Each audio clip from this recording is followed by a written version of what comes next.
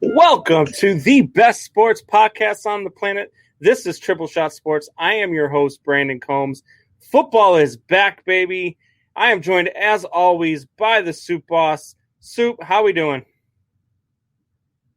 Microphone rookie. Well, listen, shut it. It's football day. I'm a little pumped. Wondering if, man, you watch that game on Thursday night and then you watch everything today and you see everything going on. Houston, you just wish they had a dynamic wide receiver they could just do something to help them get over that hump. If they only had a guy, there's this guy in Arizona that's just catching bombs, putting up stats. If they could just have a guy like that, man, they'd be so close. They'd be so close. Yeah, hey, they were a part of two parlays that I took today, and lost one game in each parlay. So I think I'm done with the parlays for a while. I'm just going to go back to single teams because I would have won four and lost two today. Damn it! I've heard you complain more about parlay losses with one loss, and my thought process is just bet them all separate, and you come out on top in some way, shape, or form. You just get a better. So if I would have bet them all, I think they all would have been like a plus 110. But when I bet all three of them, it was a plus 883. Yeah, so that's what Vegas wants you to do. That's all they want you to do. Because then instead of being a winner, you're a loser. Sorry, man. So football is back, guys. It is time for Shop Talk. As always, we are starting off the show with Shop Talk, presented by BigDogPoker.net. BigDogPoker.net. When you sign up and deposit your first $50, use agent code GoCubsGo. That is agent code GoCubsGo when you deposit your first $50 on BigDogPoker.net. Oh, God. Let's go. You can't call that a big green doo-doo at least. Hey, man, like I said, it's Patriots to the day I die. I do not care. So am I sitting here thinking that they were just an overly dominant team? Hell no. I think there's a lot of issues. They should have had another touchdown. It would have made the score more lopsided. Miami is just not a good team until they get two in. Were you watching your team win today? No, of course I was excited watching. I was actually excited, unlike someone I know who wasn't excited with his team winning. Tell me what it's like to feel excited when your team wins. Maybe you should just try it. Maybe you should just appreciate when your player throws for almost 300 yards and 3 touchdowns with no interceptions. It is easy to say when you just look at the numbers. Oh yeah, he threw for 300 yards. No, he was hot garbage the entire game. Even his completions. Receivers had to go and make plays and go get them. He was missing his completions. You know how hard it is to miss your completions? I've got a buddy who messaged me during the 49ers game, and he knows that you're a fan, and he said, listen, you need to tell him I would rather take Mitch Trubisky over Jimmy Garoppolo. He's not even a Niners fan. He just thinks that he's hot garbage. Listen to me. I will take Jimmy Garoppolo in a wheelchair, paralyzed from the waist up, over Mitch Trubisky. I love it. He is absolutely abysmal. I watched the entire game today. I was taking notes all over the place. I started counting all the missed passes, even the ones that are complete, because he had some passes that were just off the mark that Allen Robinson and all these guys were going and getting. Jimmy Graham went and got one. He almost got Cole Kmet killed in his first game in the NFL. Cole Kmet almost got murdered on the Maybe he's just trying to welcome him to the NFL. Like, get prepared, bro.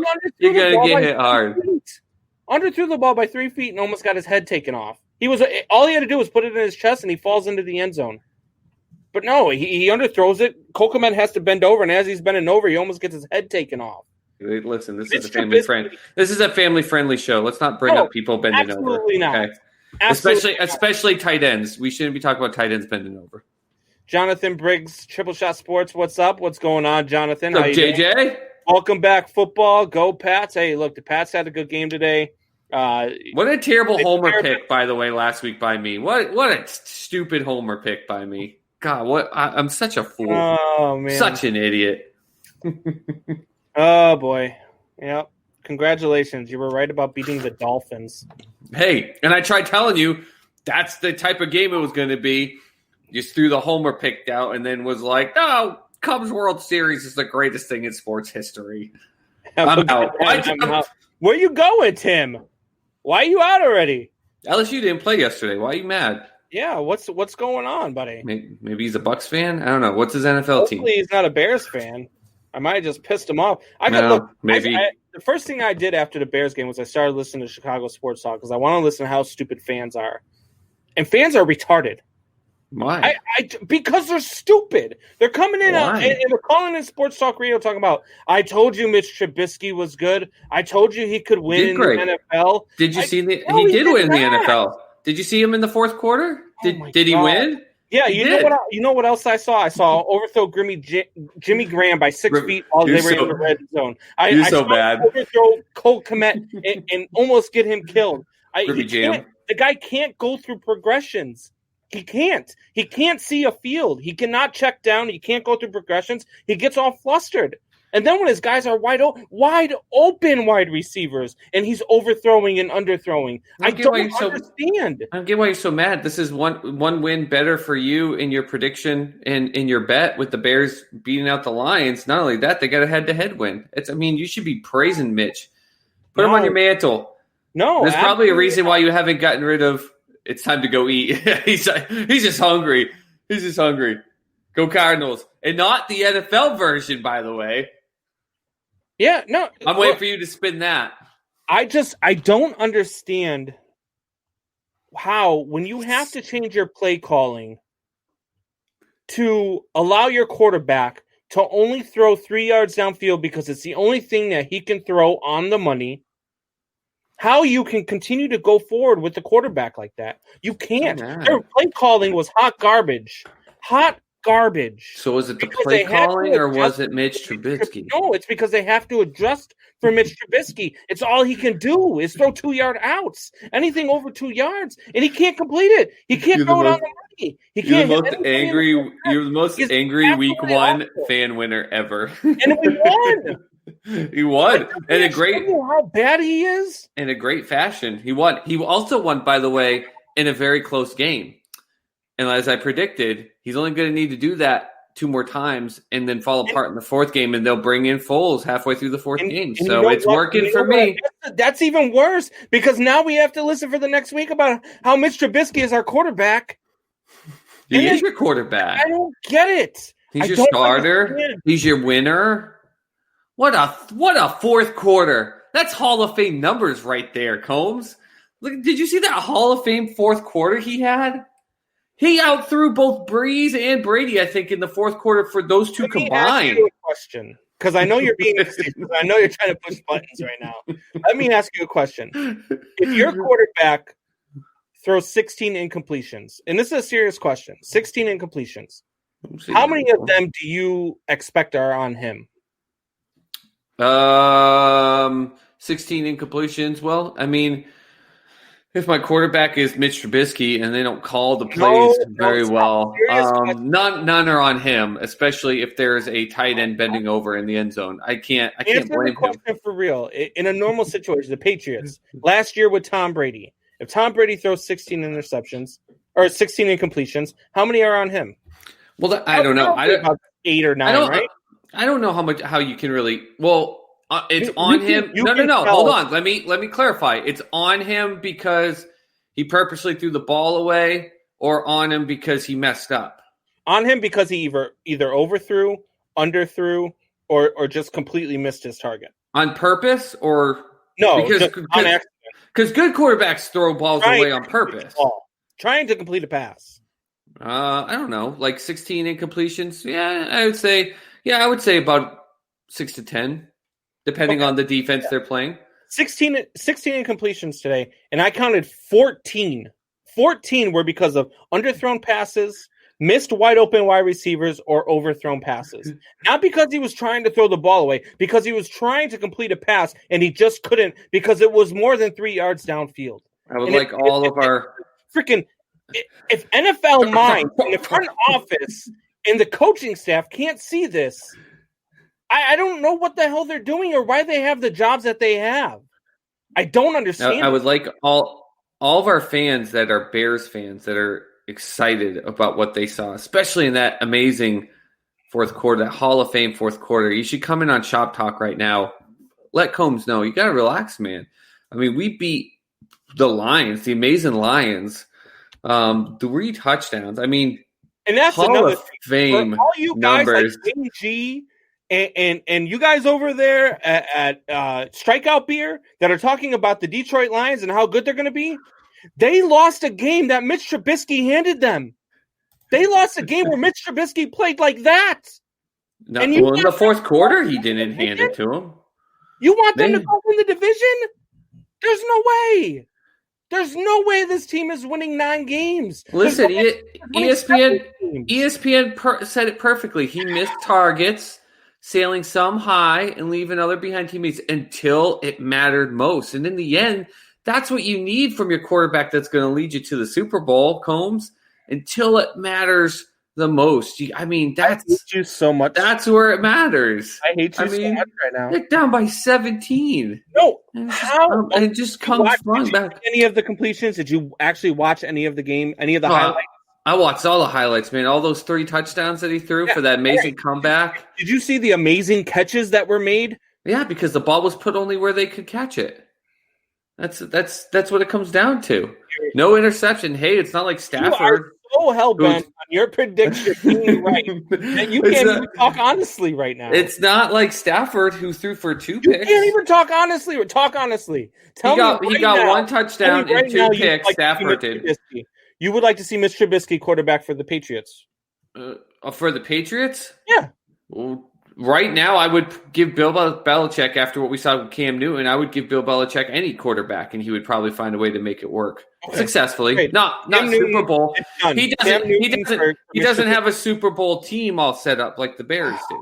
So you got to remember, man. Hoffy, listen to me right now, Hoffy. The truth, Trubisky. The fourth quarter was truth time. Paul Pierce will give over to him. Paul Pierce was probably so just overwhelmed because you gave him that nickname. Time to talk about football. The Pats won with good Cam Newton today. They won with an above average Cam Newton. They won with a Cam Newton though that picked his spots when he needed to, which was good. Yep. He dove early a couple times, which was good, but he still leaned with his head. He still ran into linebackers and dragged them. And as great as it looked, when they go against the Miami Dolphins defense, great. When they go up against the Niners defense, the Seahawks defense, the Ravens defense, that's not going to happen. And he's going to get hurt. It's great. They got the win. Definitely. In fact, it should have been 28 points and N'Keal Harry fumbling at the 1 into the end zone. But at the same time, Pats Nation, I know we're pumped. We got to win. Great. We got to let Bill put it through the system. Great. But that Pats team that I watched today is not going against the Seahawks, the Ravens, the Niners, and coming close. That same team is going to get their rear ends wiped to and fro. So now it's about to talk about a prediction that we made that does not look so good after today's game. We both have the Philadelphia Eagles winning the division. Woo! Man, oh man, do they look bad today, man. Ron Rivera, by the way, the coach who is battling cancer. Like, how can you not root for this now? He not only coached this team to do it against the Eagles with the quarterback they have and not Alex Smith, but during halftime got an IV so that he knew that he could get through. Like, balls of steel. It's amazing. Absolutely amazing. But I've said it. Hurts is not going. I mean, Hurts is going to come in and end up taking that team because Wentz got hurt.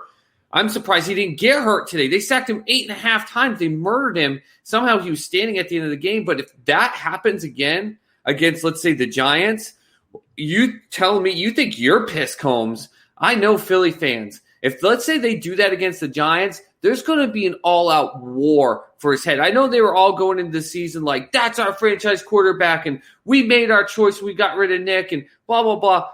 They're going to lose their ever-loving minds if they haven't already.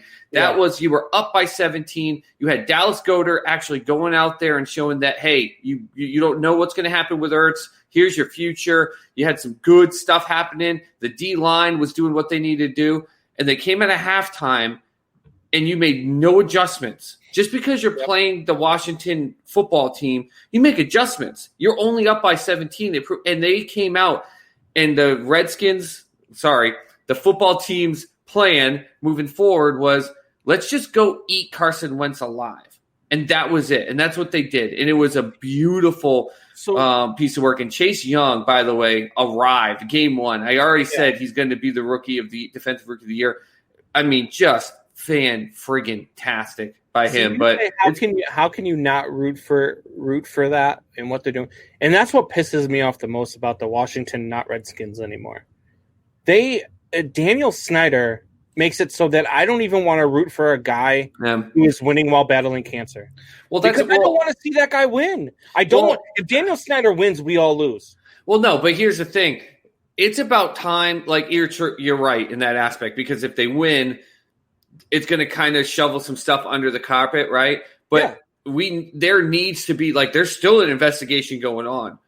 There just needs to come something that just says, Dan Snyder, you're gone, because that's the only piece. The players on that field, I know a lot of people had problems with who Adrian Peterson was. He's gone. You got Ron Rivera battling cancer, doing an IV halfway through. A group of guys that said, we're going to go out here and prove the world wrong.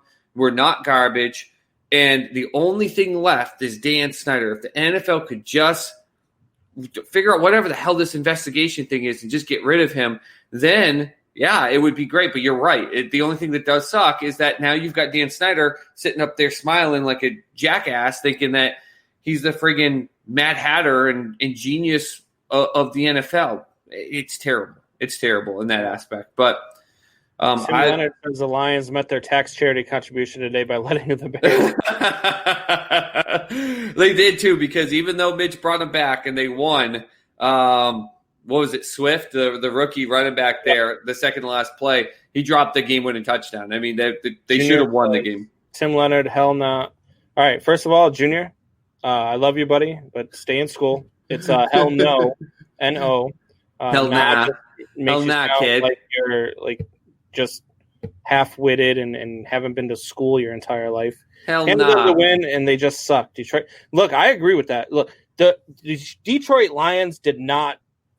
They just suck. They're not going to be good, and anybody who thought they were going to be good was out of their minds. And I told them that from the time that they said that they were going to be good. The Detroit Lions are not going to be good this year. And as pissed as I am about the Bears, as pissed as I am about that team and the quarterback play of Mitch Trubisky and how blind everybody is to it because they win, that's what pisses me off. That's why I'm such a mad person about a win, is because now we're still stuck. If they would have lost, everybody would have been clamoring for Nick Foles next week. We probably would have got him. The way Mitch Trubisky played in the first 55 minutes of that game, he was getting benched next week. And Nick Foles was coming in. Yeah, well. And then they go and win, and now we're going to have to stick with another. And now they're going to play another crappy team who, you know what, he's probably going to play crappy again for another 55 minutes and then pull out another thing. And then Soup Boss is going to be freaking right. Mitch, let's see. Fourth quarter pitch, Mitch. I'm trying to come up with a fourth quarter. TSS fans, give me something. We need a fourth quarter, nickname for Mitch, just to get Combs going. I love it being on this side, by the way. We need the fans to help me out. I don't need to be the one always screaming at the microphone. So fans, help me out. We need a nickname, a fourth quarter Mitch nickname that we could just remind Combs about the truth. Trubisky, fourth quarter truth. Let Combs know that his heart for his team belongs in the W in Mitch's pocket in the fourth quarter. Mitch the clinch. Yeah, he clinched that game. Look, I said this when they were 12-4. I promise you, I said this when they were 12-4, and when they went into the playoffs against the Eagles. I said, yes, I get that they're 12-4. They have a really solid team. They are a quarterback away from being a Super Bowl team. A quarterback away, and they're still a quarterback away. Even when they were 12-4, he was playing awful, but the defense was so damn good. And that's what it was today. The defense played really well today. Yeah. They got 2 picks off of Stafford, who's a great quarterback. No one got a pick on Trubisky, though. 3 touchdowns.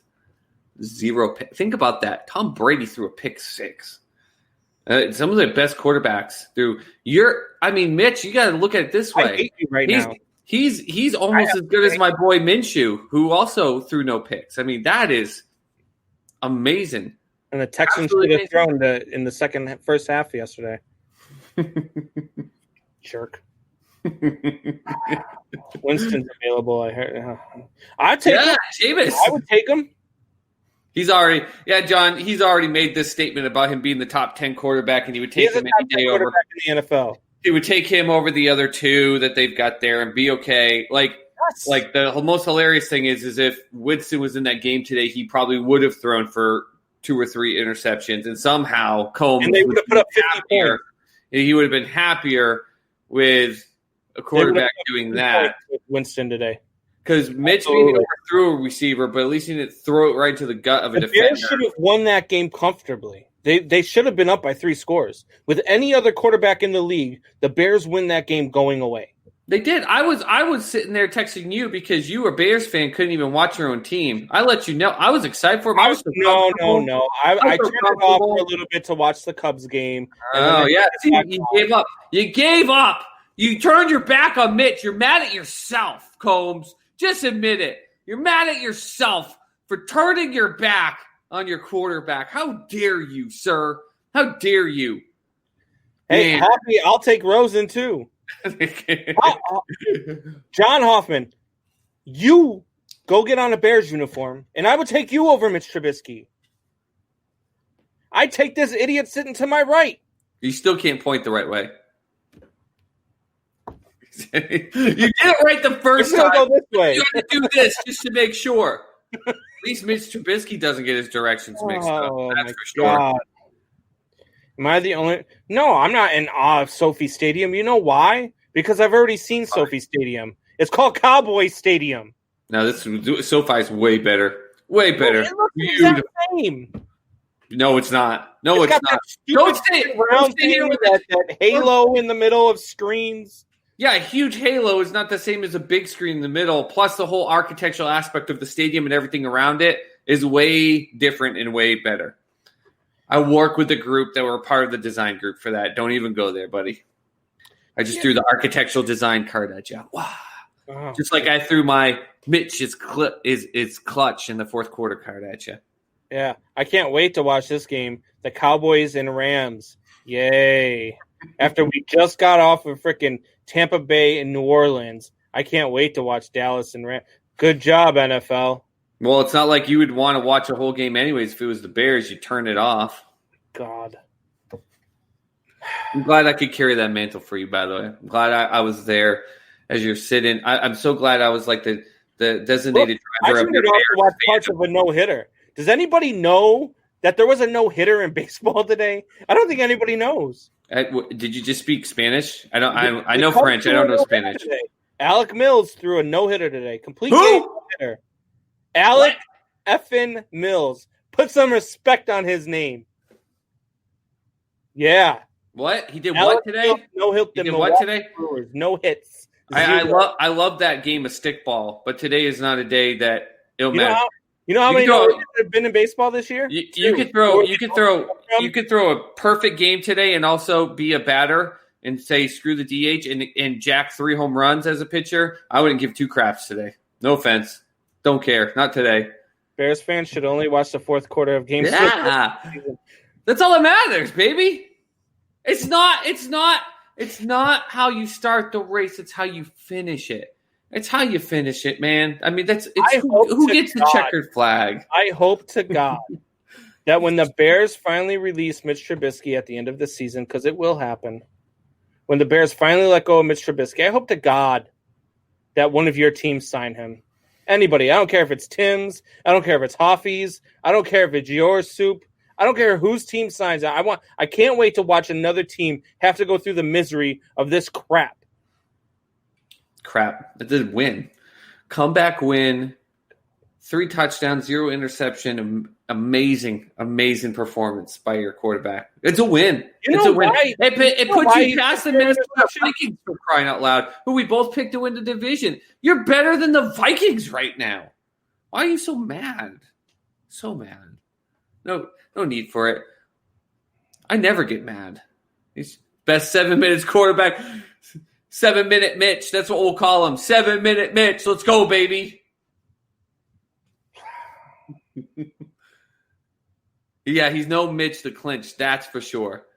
He's got something he gets to go home with, like a nice souvenir, like when you go to an amusement park and you buy that $300 souvenir, like that's cool for him and it's going to be really cool, but he's going to go home and go, what? Mitch Trubisky did what? And he's going to rewatch that and go, wow, thank God he played today because, I mean, just far better than what I could have done. In Madden we trust.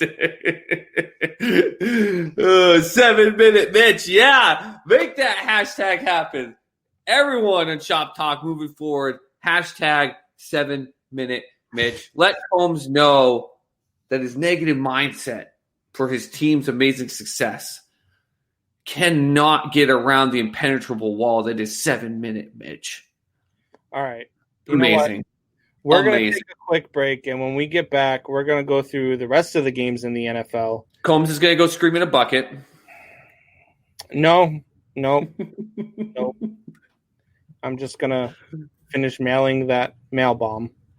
6.5 minutes longer than Combs. You damn right. 6.5 minutes longer. That's 6.5 minutes more than I need. Chicago Sun-Times. What quarterback controversy? Tim Leonard. Mitch Trubisky leads Bears to stunning victory. Tim Leonard, you take that down right now. 7-minute Mitch. Combs loves Mitch. 7-minute Mitch. Combs loves. Let's get it going. Do you know what his rating was today, sir? Do you know what his rating was? Hashtag 7-minute bitch. Sorry, Dad, for the mouth. His rating, by the way, today. It's a 104.2. A 104.2. That is better than the career average of the GOAT Tom Brady. 104.2. 104.2. 242 yards, 3 touchdowns, no interceptions. 104.2. 7-minute Mitch. Let's go, Bears!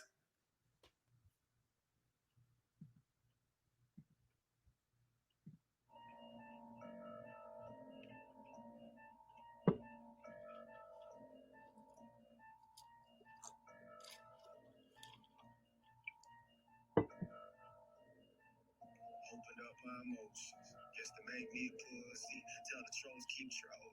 Bet your ass won't push me. All you ass do is push keys. You excite my demons. Even demons scared of me. Holy fight when I'm sleeping. God, why am I breathing? Got no rhyme and no reason. That's the reason I rhyme. Niggas finding my season. I ain't tired of y'all eating. I'm just tired of me stopping. Actually, I'm being honest. I'm just tired of being accomplished. I'm looking for the whole of your whole operation. I run out of patience and run out of pages. The right that I run out of pages. I jump on the mic and go nuts on the stages. I'm fucking amazing and nothing amazes you motherfuckers anymore. Cause my cadence is never stay the same. Don't ever say my name. The hell out my way. Got the devil in my head. The devil's in my brain. I go, whoa. No.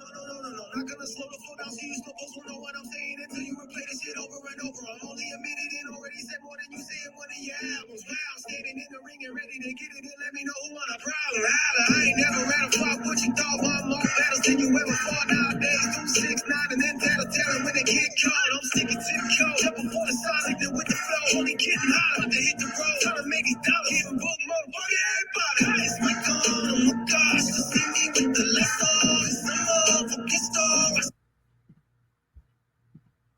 All right, we are back. That was Mises with Notice. That man, dude. If somebody, like, I don't know why he is only on YouTube. I don't know how he hasn't done collabs with big name guys like Eminem, and like he can absolutely spit with the best of them. I don't know. I see a right thing right now on the news about a collaboration with him. Talk to him, Mitch. He's going to be doing it with Mitch. Him and Mitch are going to just be collaborating like crazy. And now he's never coming on the show because you're just. Oh, man. All right. That's my last Mitch joke. I promise. I doubt it. I promise. It's so easy. All right. So, look, we are 49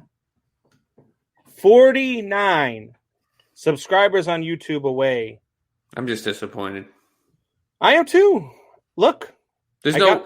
Those Mitch Trubisky could... All the papers are in there. Something's getting taken away tonight. Unless 49 people who are watching tonight want to go and subscribe on YouTube, and then I don't have to take away another prize. There's if there was only a Mitch Trubisky hero that we could have in the fourth quarter right now to get us 49 subscriptions. If 49 of you could be just like Mitch and just bring a miracle, it'd be amazing. By the way, Rams are up 7-0.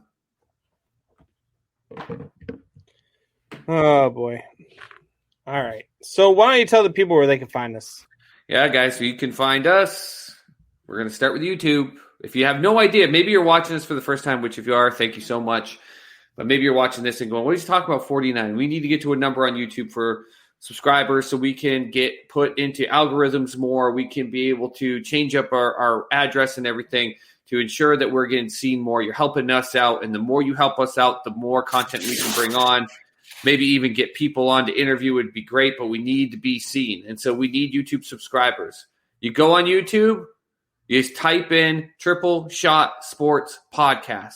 Triple Shot Sports Podcast. Trying to pronounce all my T's in there because I know from New England sometimes I chop. But you go in there, subscribe. Tell other people subscribe. If you do, we're right now at this moment giving away 9 out of 10 items. But if we get to about 20 minutes before the show is over, it will become 8 out of 10. Authentic, real, signed memorabilia from Mr. Combs himself. But we need to get to that number. We need 49 more. Over $1,000 in prizes. Oh, well over. I mean, you've got some stuff there might be close to valued at $1,000 just for a single piece. I don't understand. I don't understand, but something else is coming out of the hat today. I'm going to get to keep another prize. I'll probably just end up selling it anyway, so you guys are helping me make money, but I mean, I'd rather give it away and let you guys do it. I mean, you could either keep it, hang it up, decorate your man town, your woman town, whatever you want to do. You could trade it for an authentic on-field Mitch Trubisky signed jersey and know that you value. We're about to do the rest of the show with you on mute. But seriously, guys, YouTube, Triple Shot Sports Podcast. All we need is to subscribe. This isn't a get deep in interaction with us. This isn't any of this stuff.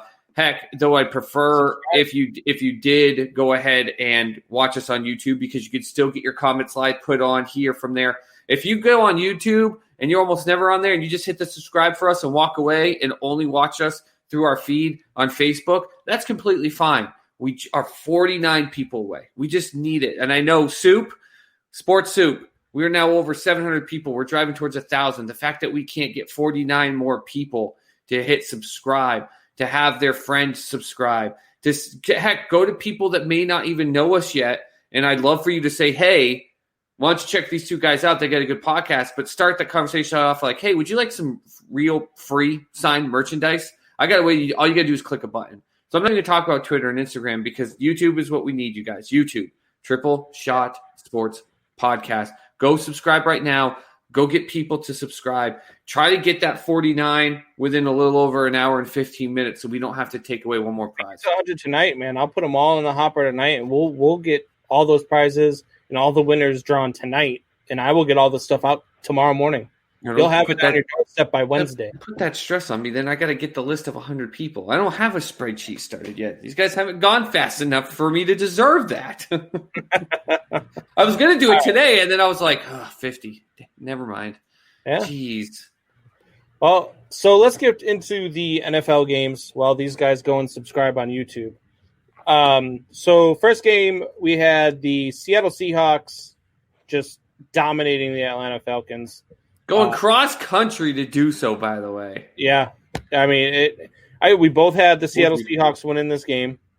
Nobody had the Falcons win in this game. Nobody thought the Falcons were good enough to compete with the Seattle Seahawks. Nope. Russell Wilson, 31 out of 35, 322 yards, 4 touchdowns, 0 interceptions. MVP. And see, this is what I don't get. He was 31 of 35, 322 yards, 9.2 average yards per pass, 4 touchdowns, no interceptions, and he has an 87.4 QBR. How did Mitch have a 104? Were you just messing with me? No, I'm dead serious. Well, you're reading it completely wrong. I don't understand what your rating is. His rating was a 143.1 today. The MVP, Russell Wilson, it was 143.1. His QBR? Yeah, rating. QBR, I'm looking at it right now. It says 87.4 QBR. I don't know where the heck you're looking because I'm looking at it right now. 88.6% completion rate, 322, 4 touchdowns is 143.1. So they've got their stats wrong because you're right. How could you have those stats and it be like that? It is 143.1. That's what the rating was today. Okay. Well, at any rate, so they go in and they just dominate the Atlanta Falcons. Atlanta had some good things going for them. Gurley looked okay. I mean, 56 yards. Did score a touchdown. Broke 1 for 15. That was his longest run. Julio Jones did his thing. 9 catches, 157 yards. Calvin Ridley, 9 catches for 130 yards. Russell Gage, probably the big surprise. If anybody had him on their kidding, they're happy. 9 catches, 114 yards. So they you have to be in some deep leagues to have that. I guarantee you, there's some people that are like, crap, I don't even know who this is. I got to put this guy in. Dang it! And now they're like, highly picked up free agent on the wire this week, and then next week he'll have huge. 2 catches and 14 yards. Yeah, that's just how it goes. That's how it is. All right, so then but I'm glad you brought it up first because this is my thing with Russell Wilson, and it's why I'm toting the MVP, not just because it's my pick. There is no coverage, and I'm saying this as a Patriots fan. I was so sick and tired of hearing the fact that Cam Newton ran for a friggin' touchdown by everyone. Cam is back. He ran for a touchdown. Well, he's got the Patriots up.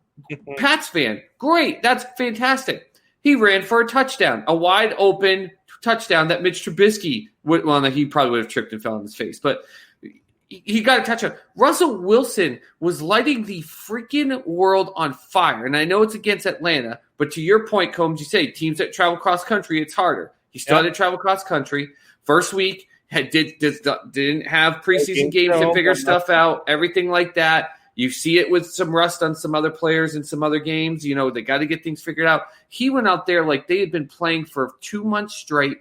He knew everything he had to do. The offensive line protected him like crazy, but even when they broke it down, he knew exactly where to turn, where to check down, where to throw it deep. The DK Metcalf touchdown he threw was beautiful, and no one talks about it. If Tom Brady or Drew Brees had the numbers that he had today in that game, the world would have lost its GD mind, would have gone nuts. And no one talks about it with Russell Wilson, and I don't get it. So I appreciate you leading it off with that because he needs more attention. The fact that here's a stat for you guys, our fans. Russell Wilson, Mr. Combs, do you know this? How many MVP votes total in his career has Russell Wilson received? Since you're asking the question, I'm going to guess it's 0. But it's absolutely 0. He has never received even 1 MVP vote. That's a disgrace. This man is going to light this league on fire this year. And if he doesn't win the MVP, if he keeps having games like he had today, that's why I'll boycott the NFL, not for other crap. Just insane. So good. So good. Yeah. Love him. Absolutely. And you know, that is an interesting point that we bring up. They went cross country. They didn't have any game film. And that was one of the things that I said today was that there is going to be some things that happen this week that we just didn't see coming.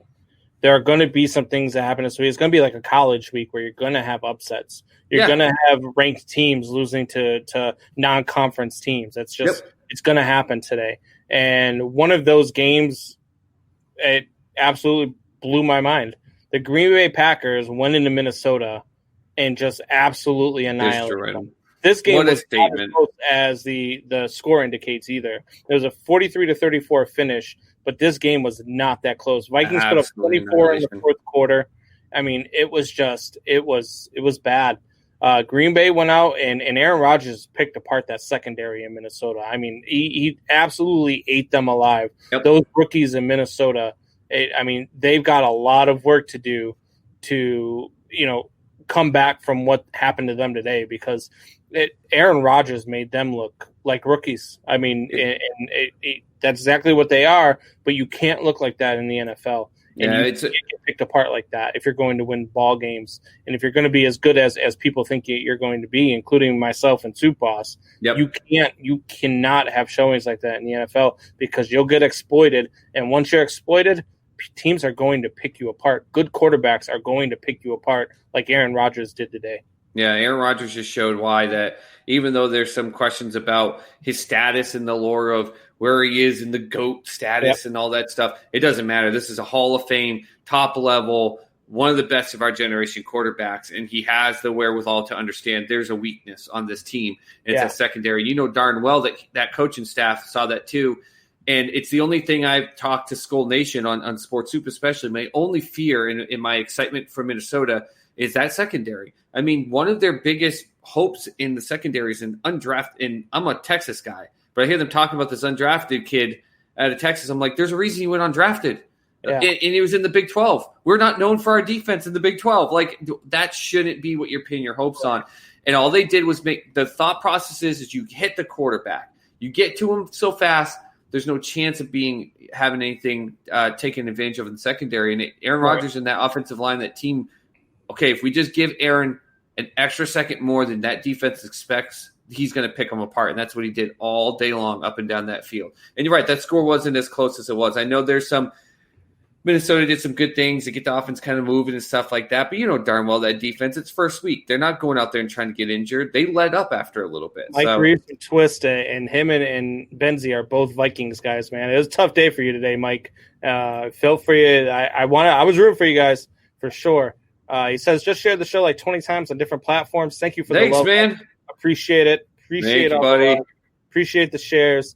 Yeah, I mean, Vikings fans have to be asking themselves, where do we go from here? Because that secondary, again, I mean, the offense was dead for 3 quarters. They came alive in the fourth quarter for sure, but I'm not so sure if they came alive or if Green Bay went to sleep. Because Green Bay was just dominating, and they were up by so much that they kind of just but then, I mean, Kirk Cousins started doing some things, and Thielen, and so they did look good in the fourth quarter. I'll give them that. And that offense looks like it's going to be that offense that we expected them to be. Dalvin Cook looked really good after finally getting his contract squared away and getting his pockets a little bit heavier. He looked good, but I don't know where you go with that secondary, because, like I said, today they got exploited. Yeah, if they don't fix that in a hurry, they're going to be in trouble for the next couple of games until they can get that fixed. And the bad thing is with them facing the Packers and Rodgers, is like you said, we don't have any game film, right? So a lot of these we're going to get those big upsets like we saw in college football, and we watched the Washington football team pull a huge upset, and people are telling me Jacksonville pulled a huge upset. Shut up, that wasn't an upset. That's my boy there. But here's the thing, though, is if you play against a dynamic team like that exposes you just gave the next 15 opponents you have now the footage for the rest of the season that they need to try to find a way to exploit you. They need to make adjustments. They got to find a way to either get that secondary some help or to shift some things around where they're not so exposed. Easier said than done in today's NFL. Once you give even halfway decent NFL teams film to show how they're going to exploit you, they're going to do everything to wrap their game focus on that. And it's going to be hard for Minnesota to just bounce back from that. I don't think the focus of the end result of this game is what we're going to get out of Minnesota this year. Yep. But, man, they dug themselves a hole, and they're letting the rest of the NFL that's going to play against them some firepower, and they got to find a way to fix it fast. One game that I thought was going to be much better than what it was the Ravens and Browns. I I thought the Browns would at least put points on the board. I mean, they are now. Here's my question for you: is Baltimore that good, or are the Browns that bad? Yes and Or yes. is it both? It's both. It's both. I mean, the Baltimore Ravens are that good. The only time Baltimore isn't good, and this is where they get kind of a little bit exposed, is where they have to come from behind. They were 0-4 last year when they trailed the game by 10 or more points. So the game plan for any team is to come out and try to automatically dig Baltimore into a hole. If you can do that, for some reason they get a little unraveled. Outside of that, which is easier said than done against that defense, outside of that, they're solid all the way through. Yeah. Listen, this Cleveland, so they're good. They're really good. But listen, I did not have the confidence. In fact, I thought Cleveland was only going to score 13 points with a garbage touchdown at the end. The funny thing is they almost did that and did exactly that point total. When Baker came in, I know everyone was excited, and I actually really like Baker, even though I'm a Texas guy. I loved his attitude. I love him slamming the OU flag in the Ohio State field. I love his moxie and his players all like him, everything like that. I like his Brett Favre-esque mentality, but the problem is players like him, you need to protect them. They need an offensive line. And what they did was they saw themselves get so close to playoffs, they thought the only thing we need now is to give him people to throw to. He was already throwing to people. He made those players good. So what they did is they went and got the Landry and OBJ and a couple other pieces, and they traded away their developing and strong offensive line pieces. And now you give him a ragdoll group of people. And this is not a Russell Wilson who gets beat up, but he finds a way around it. Once Baker gets pressured, he either collapses or he just slings the ball and tries to make something happen because he's a gunslinger. They're not good. That Cleveland team is garbage. They laid a big doo-doo on the field, and it wasn't one that got OBJ excited. That's the season. They're gonna go 7-9, maybe 8-8. I put them at 8-8, and I think that will only just be because they get some good luck in some games. See, I thought that the Browns were making strides towards getting better. I love, Nick Chubb having a full season of Hunt. I mean, their wide receiving core is great. They have a good tight end. They've got a decent quarterback. And you're right. I just didn't notice how bad that offensive line was going to be. And that offensive line was absolutely atrocious. And that's their best. And that's their best right there, Combs. Yeah. And the only time the Patriots ever did terrible when you saw Brady losing the Super Bowl is why? It's because the offensive line couldn't protect him. I don't care if you have Breeze. I don't care if you've got Brady. I don't care if you've got Rodgers, Russell Wilson. Even though he did well with it when he had the worst O line, he still struggled. He got hurt.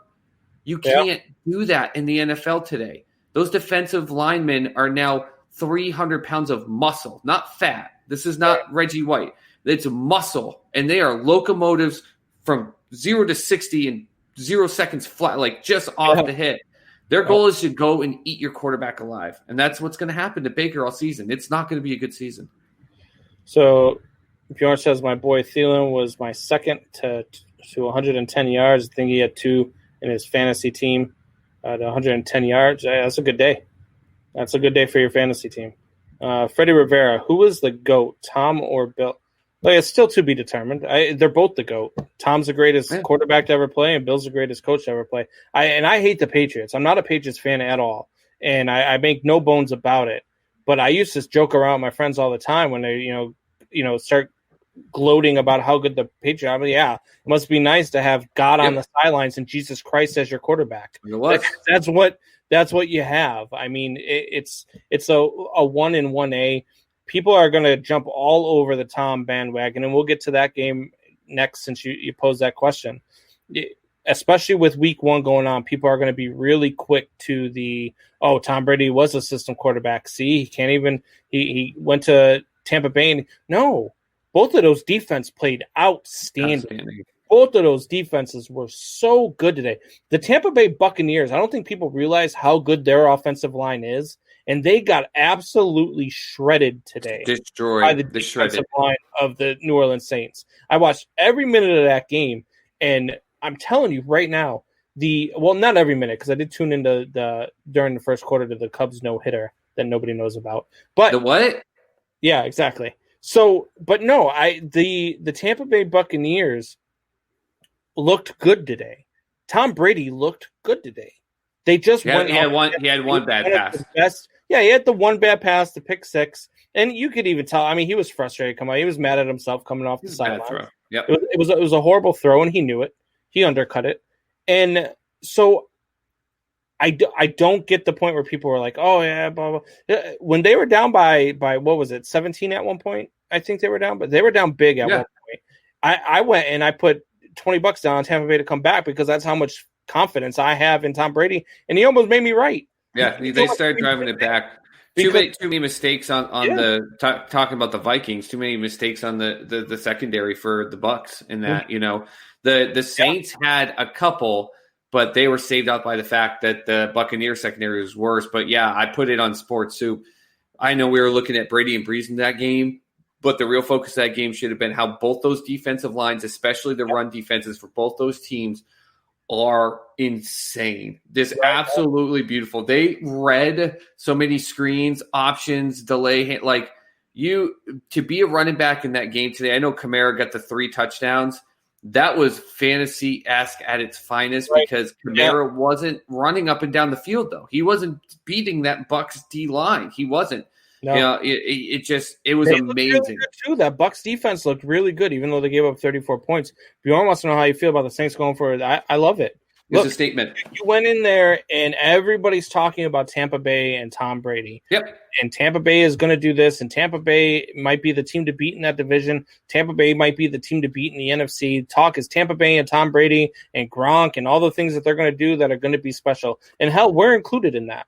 Me and Soup have been saying Tampa Bay is going to be good this year. They're going to do something special. And they went out there and they made a statement. And with 30 seconds left, running the ball to the corner, stop them.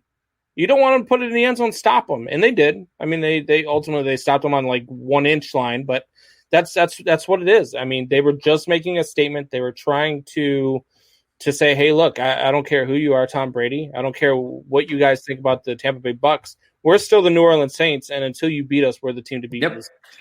It was a huge statement. That's the whole point. Everyone's looking at it. I mean, I got the Bucks going 13-3 and the Saints 12-4, and a lot of people have that aspect with those two teams getting a lot of wins. They still have to face each other twice, and you have to, when you face each other twice, and you're expected to be the two juggernauts potentially in that division and part of that really good NFC.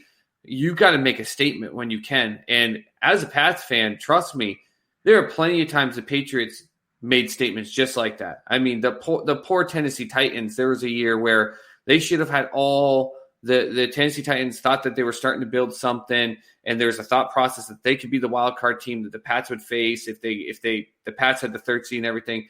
And that's all there was talk in this game that came up, and they just stomped their throats in. And Brady was still out there throwing halfback fake outs, then just straight seam throws right up 30 yards up the field, like with 3 minutes to go in the fourth when they were up by like 30 something. So to me, I think it was good. I think it was good because again, what if Drew kneels it down or they just kind of punt it away? Do you think Tom Brady's going to come out and go, okay, I'm just going to hand the ball off? Hell no, he's not going to hand the ball off. Tom Brady's going to sit there and shotgun, and he's going to go try to throw the ball down the field and try to score. So and then they're going to kick an onside kick, and who knows if they recover. Yeah, there's all sorts of – you absolutely – and until the game is over, until the clock reaches 0, and Tom Brady's proven it time and time again, you can't give him any bit of hope. You just can't. I mean, ask the Atlanta Falcons. I mean, you just can't do it. So, and Sean Payton's no fool. He knew exactly what his team needed to do. They didn't have preseason or anything like that. So all this talk was about this huge week 1, and it gave him the ability to walk into that locker room and go, not only did you beat them, you stomped a hole in them. Don't you forget that, because the next time we play them, they're going to remember it. And I want you to remember how much better you are. So this is a lot of mind game stuff. And I think he did that ensuring that the next time they meet down in Tampa, because they're going to be the away team, and we could potentially have fans at that time, even in a small capacity, it would still be some fans. He's got to make his players remember you were the better team from beginning to end. I think it was a great thing to do. I have no problem with it whatsoever. Yeah. All right. So to one of the probably most exciting games of the day, just back and forth, back and forth. You had the Las Vegas Raiders beating the Carolina Panthers by 3, again, going cross-country to do so, and winning in Carolina. This is a game that I had picked Carolina to win. I thought that they were going to come out and Teddy Bridgewater was going to, be very good. And I thought that defense was going to hold Las Vegas to under 20 points. I only saw Las Vegas coming in scoring something like 17 and Carolina winning 24-17 or something like that. But, Derek Carr came in. He looked good. Teddy Bridgewater looked good too. I was going to say, Jason looked good. 270 yards, a touchdown, no interceptions. Managed the game. Yeah, and Christian McCaffrey did his thing. It was just a back and forth game. Neither defense really showed up. Both offenses looked really, really good and on point. I think the problem moving forward for both of these teams is their defenses. And how do you stop teams from scoring? Because now you have to score 30-plus points a game in order to win. And, I don't know how either one of these teams competes like that, but I guess we'll see moving forward. Maybe this was just an aberration. Maybe, again, we're going to see weird things in this week 1. And maybe this might be one of those things. I think you got exactly what we expected. I know that you picked Carolina, and I think I might have still picked Carolina too. I might have picked Vegas. I can't remember, but nonetheless, I remember fully thinking it was going to be an extremely close game because I think Vegas was going to be around what we thought they could be, and then Carolina was going to be better. So I think if anything, both these fan bases, even though Carolina's fan bases, bummed they didn't get the win, this was not the Carolina team you got last year. You're way more excited. You got Teddy, who can manage the game. You've got the wide receivers 1 year better. Christian McCaffrey didn't have to go out there and get himself killed and do everything on the field. They still had a chance to win it at the end of the game without him constantly just everyone knowing it was going to him. And then for Vegas, I mean, you're quote unquote again for the Raiders another new chapter. But this is really something where there was some controversy. They brought Mariota in with the thought process of testing Carr and pushing him, and then if Carr shriveled up, Mariota was going to step in, and it was the complete opposite. So fine, now you get to twist it as okay. Well, they bonded more. We went and got Ruggs. We picked. I mean, that was a big thing in the draft. They had Judy there, who was considered a better route runner, and CeeDee, who was considered more explosive, and they said, no, we want the speed of Ruggs. We're going to go out here. We've got now Jacobs at running back. We're going to spread the field out with speed. We're going to do this. They got Nelson Aguilar, who ended up getting a really nice catch in the end zone for a touchdown. So their goal was to be able to go home with the win and tell their fans, hey, listen, we didn't blow anyone out, but we got the win, and we can do that each week. But to your point, I mean, especially the Raiders, you play in that AFC West, you got to face Kansas City twice. There's just that defense that I saw in that game for the few times. I mean, Kansas City's going to annihilate them. So they're not there yet, but it's good to see. It's good for their fan base, that's for sure, especially where you're building a brand new one in Vegas. So yeah, no, I agree. Hey, so for some of you guys, and I've noticed this a few times now, that are commenting, sometimes for some reason on StreamYard, not all of the comments come through right away. So I've seen that Strikeout Beer has commented, but they're not in our, on my thing here for all the comments on StreamYard. So I'm not sure what's going on there. I've seen it before happen where I go back in after the show and I watch and I see some comments that I didn't see. So if I don't put your comment up there, it's not just because I'm ignoring you or I don't think it was a good comment. It's just because it doesn't show up for some reason. Yeah. So Strikeout Beer and the boys were here for a little bit. Hopefully you guys are still here. Appreciate the love. Appreciate the share. Keep doing your thing. You guys are doing great things over there. You guys crack me up, man. Do you know how you might be able to get around that? You can go to our live stream on YouTube. And you can comment on there, and that might pull it better. I'm not sure, but that could be a nice workaround. So for you 49 folks, of you that have commented that I haven't seen, just go on there and subscribe and then comment, and we'll be good to go. We'll see. I've gotten no notifications that we've gotten any new subscribers. Man, come on, guys. Come on. Taking something away, man. Free merchandise. Oh, jeez. boy. I'm going to look just to make sure. Another game I want to get into just for you. No, actually, we got two. We need 47. We got two. We got two, baby. Even that's awesome. All right, now look, 47 more. You guys that just subscribed, go to your friends, go to your family, say, hey, look, I need you guys to help out here, and have them share it, and then have their friends share it, and have their friends share it. We'll get to 47 in no time. All right, so I'm going to throw you a bone here, even though you've been giving me crap and throwing Mitch Trubisky shade my way and loving every second of it because you know how pissed off I am about it. It's just fun. The Jacksonville Jaguars went in and beat the Indianapolis Colts today. Now, for some people, they're saying that was an upset. For some people, they're saying they're surprised that happened. You and I aren't. Some people had them in their top 5 of their power rankings. Thank you for bringing that up, by the way. Power rankings. Thank you for bringing that up. Not the Jaguars. I mean, sorry, Twist, but I mean, you guys did say you were high on the Colts, and we told you were nuts, and we just didn't see what you guys were loving. And Jacksonville went in there, and they got Minshew'd, baby. Minshew mania. Hey, Leonard Fournette, how does it feel now playing with a real quarterback? How does that loss feel compared? Listen, all this they're tanking for Trevor, everything like that. With all the videos I've watched internally, that team is doing the complete opposite. To me, they shred the fat. It's not saying that you didn't give away some great talent by cutting Fournette and get rid of Njoku. All that stuff. Not Njoku, I'm sorry. But go up to Minnesota there at the end. But they got rid of people that were going to be a challenge, that you had to babysit, or you're going to have to deal with the media. All they want is people that want to go in there and play. And you've got Chark, and you've got a couple of the other wide receiver kids there. You've got Eifert has come in and has given some great leadership to that team. He's not the same tight end he was, but that's what good teams do. They'll bring in a veteran to be a voice. And Gardner Minshew, for everything, it's time for you people to start realizing this is not just a ploy. The mustache thing is not just his only gig. He's been doing this since Washington State. Gardner Minshew is a fantastic quarterback. He's not your typical Tom Brady stand in the pocket type of guy. He's not your Phillip Rivers, let me sling the ball constantly, but I'm going to put my team behind and then throw my helmet up on my head. He's a team player who looks at what he can do to make the plays, but he wants to make everyone on his team better, and that gets them. And when a team buys into their quarterback, they don't have to throw for 500 yards. All they got to do is be mistake-free. And, you can do something like 95% completion rating and, 3 touchdowns and whatnot. To me, that was not an upset. They're not tanking the season. Jacksonville, I told you, they're going to go 8-8.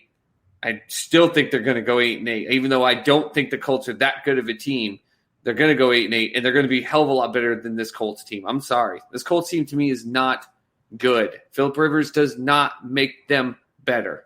They just don't.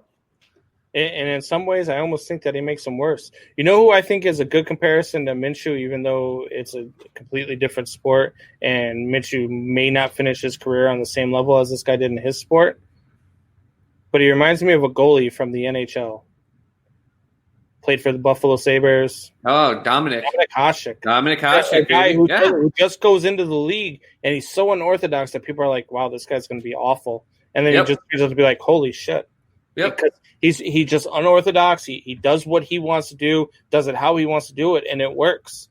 And so, look, I think that, he did good. You know who else is 1-0 this week? Well, let's see. We talked about the San Diego Los Angeles Chargers, baby. 1-0. Wow, yeah. 1-0, baby. Yeah, I picked them in that game too. Congratulations. They barely beat the Cincinnati Bengals. So what? Barely beat. Listen, I let you gloat with your Jacksonville Jaguars over the Colts, who they over under still not going to be 4 wins. Look, they went out today and they beat Cincinnati in Cincinnati, coming again, doing what? Cross country. I mean, I love how you want to gloat on that point, but the whole point I brought that up is because throughout all of our predictions, you've made it very clear that going cross country made the games nearly impossible for the other teams. So thank you, NFL teams. All won. Thank you, NFL teams that have all done the complete opposite of what Mr. Combs says that you can't do this week. So Thank you, LA Chargers, actually, seeing I did pick this game for you guys to win for one of your 3 or 4 wins this season. Thank you for doing that, at least proving Mr. Combs wrong on that aspect. But go ahead and absolutely increase our subscription count here by the riveting Chargers versus Bengals game. I want to hear all the highlights. Jared says a lot of stuff. Jared, Minshew will fight you, and you won't even have a chance. Minshew will fight you, he says. Oh, that's a play off of Jared, where Jared says he will fight everybody. Minshew will fight you, Jared, and you know what? He will tackle you with his mustache, and his mustache will pin you. That's what will happen. Don't mess with the Minshew. I can't mess with it. Minshew mania. It's like Hulkamania, but better. Brother. So we are going to take a quick break. We are not yet going to pull a name out of the hat since we are gaining subscribers. We are going to give it a little bit more time. Maybe we can have something happen and we get those other 47. And instead of pulling a prize from the hat, we could pull names and figure something out for tonight to give away prizes. But so we're going to take a quick break. And then when we come back, we will touch real quick on NBA and NHL and then get right back into NFL because I think tonight is a NFL type night. But some of the other sports do need some mention. So we'll be back here in 30 seconds.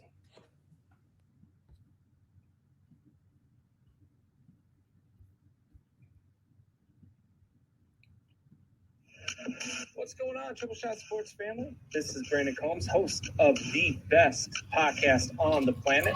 That's the Triple Shot Sports Podcast. Be sure to join myself and Soup Balls, Chad Louder, live for 2 hours. Yes, I said 2 hours every Sunday, Tuesday, and Thursday at 8 p.m. Eastern and 7 p.m. Central on the RTF Sports Network Facebook page and YouTube. And if you miss any part of the show, you can hear us every Monday, Wednesday, and Friday on the drive home at 5 p.m. Eastern on rtfsportsnetwork.com. All right, so we are back. Look, so as much as I love talking football, we do need to talk about a little bit of NBA and NHL. Some crazy things are happening in NHL, especially. Who the hell are the Dallas Stars? That's a great question that you should ask before every single one of their games. I mean, we say this though. You and I have said this constantly. The NHL is just not the norm. It's not the other leagues. You're looking at the quote-unquote chaos in the NBA with the 3 and 4 seed going in, and yet in hockey into the Eastern Conference Finals, and yet in hockey, 8 seeds friggin' find a way to win all the time. But the difference is usually a team gets hot and they stick hot. Yeah. I flip a freaking coin with this Dallas Stars team because last night was the first time they played just a regular straight-up game where they found a way to beat a team in a regular hockey game because they're either winning 6-0 or losing 6-0 every single time. And now they're up 3-1, and Vegas has their backs against the wall. Can anybody beat this team 3 straight games? The way they're playing right now, can they go out and lose 3 straight games? I mean, Tampa Bay might be able to, but God, I wouldn't even want to do it because Khudobin actually finally showed up in a goalie mindset where, I mean, if you don't know what's going on, or if you didn't get to, if you're a hockey fan and you didn't see that game, at one point they were up 2-1 last night, and this is where I knew, the goalie magic may be just right for Dallas because they had a 5-on-3 at the end of the game. Las Vegas did. Yep. They set it up perfectly where he looked one way, they set the screen, they came to the point, and a straight slap shot in a wide open part of the net. He stuck his mid up, just like this. Like this is the net, open net, and he just went like this, blind, caught it, and acted like it was nothing. Just gently tossed it back to the ref. Like that's a scary thing for any team having to face another team is when their goalie is that dead on. And Khudobin was just he proved that okay, maybe they can win these tough ones. And I mean, I really thought I had Las Vegas losing a couple to them because that's what Dallas has been able to do to win those 6-0 games. But they proved last night, and they're proving right now, this may be something different. They may be putting it all together at the right time. And we may end up seeing a Tampa Bay, Dallas Stanley Cup, which no one predicted. I don't care who you are. No one predicted it. And it might end up being one of the most entertaining finals we've had in a long time. You know what's funny is that Junior asked me a few weeks back. He's like, so who do you think got playing for the Cup? I was like, well, to be honest with you, I think it's going to be, this was after Tampa dispatched the Bruins. I said it's probably going to be Tampa and Vegas. I said, but watch us get something stupid like Dallas versus Tampa or Vegas versus the Islanders. And here we are. And we got one. We're really close to having the Dallas Stars versus the Tampa Bay and Lightning. And I mean, I was really hoping for the Island. Could you imagine if we ended up with Tampa Bay versus the Island, or I'm sorry, Dallas versus the Islanders in the Stanley Cup Finals? That would be. I mean, too big. It would be horrific for the NHL. Now, for the NHL, what would actually be horrific, what's crazy is as good as Las Vegas and Tampa Bay both are, if those were your final two, you and me as hockey fans would be pumped. That would not be good for the NHL. Those are two markets that don't give two flying crap. I mean, Vegas has actually shown good support. Vegas has a lot of support. They have a lot of support, but it's still not the media markets of Dallas. If it was Stars and Islanders, even though those are not as good of two teams compared to the other two, those are two huge media markets that the NHL could at least go, okay, phew, we can get something out of this a little bit more. So the fact that we are looking at Dallas playing Tampa Bay, I think the NHL is like, okay, Tampa Bay has been doing this. They've gotten some fans excited, but at least we've got the Dallas market. Because me living in Oklahoma City, trust me, I never hear anything. In 6 years down here, I came down here and they had one farm league, the Barons. I got so pumped. I found out I showed up and they had 3 games left because they were getting pulled. They were getting dismantled. No one here listens or talks about it. It's never been on radio. And what do I hear Thursday when it should have been about the NFL opening? They start talking about hockey because the Dallas Stars. And I was like, all right. I mean, the NHL's got to look at that and be happy. I'll never, ever gamble on hockey because I won't anymore. I stopped. You don't know because I asked you before this series started. I said, I know Dallas is playing hot, but any chance to beat Vegas? Nope. You know what I mean? And I think I asked you before. I said, does Dallas have a chance in this year? Nope.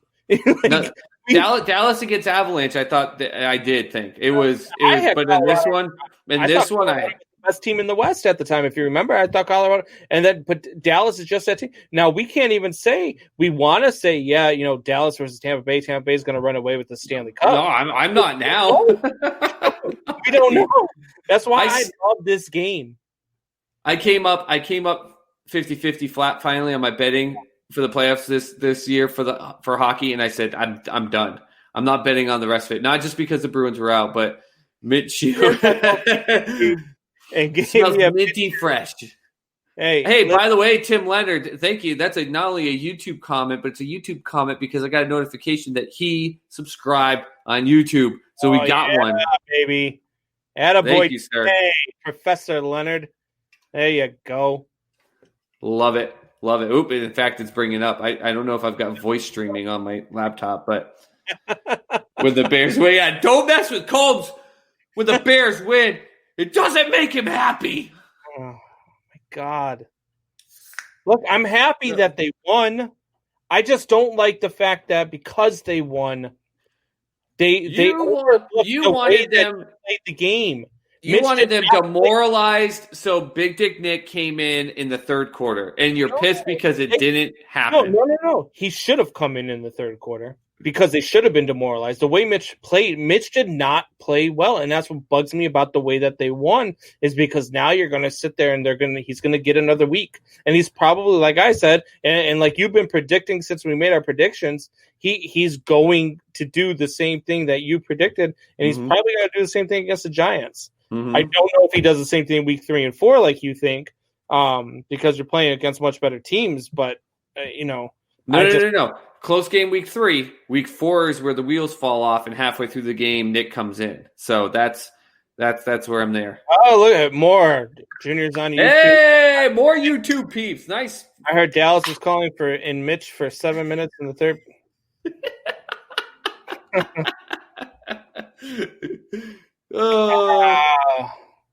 You know what? Just because it's a YouTube comment, I'll let it go.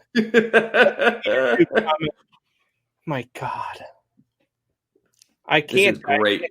All right. Now, what's going on in the NBA, Soup? I'll let you tell me because nobody knows. You didn't know? Listen, we've gotten not only Boston moving forward in Toronto, but in what it might have been one of the best. I mean, we already had Oklahoma City and Houston go to 7, which is a great series. Even better was Salt Lake City and Denver go to 7 games, which was a nail biter right up to the very last shot. And then Toronto and Boston left it all out on the court. I mean, those two teams were exhausted. Lowry was just putting with Kemba Walker in his face just in game 6, ridiculous shots. They went back and forth. Whenever one team got a lead, they came right back.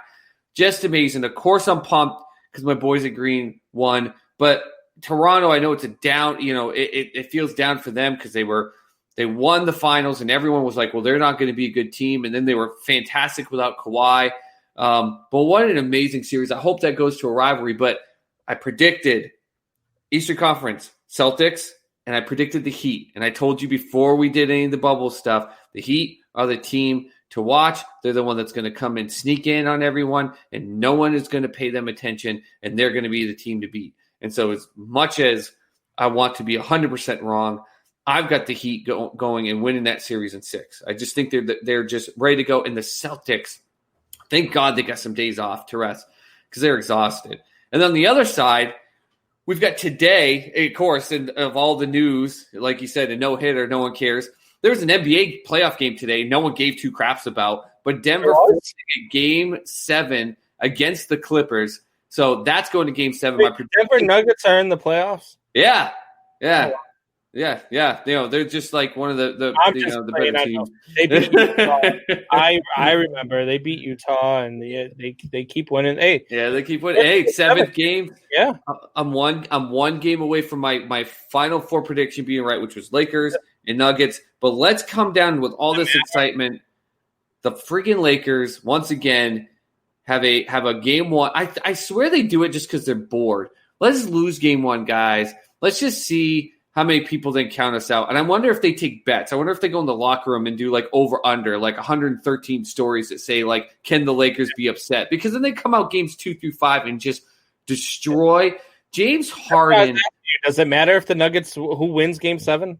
No, this might be the most exciting part of the rest of the Western Conference playoffs is game 7. It doesn't matter, but it's going to be the only close game.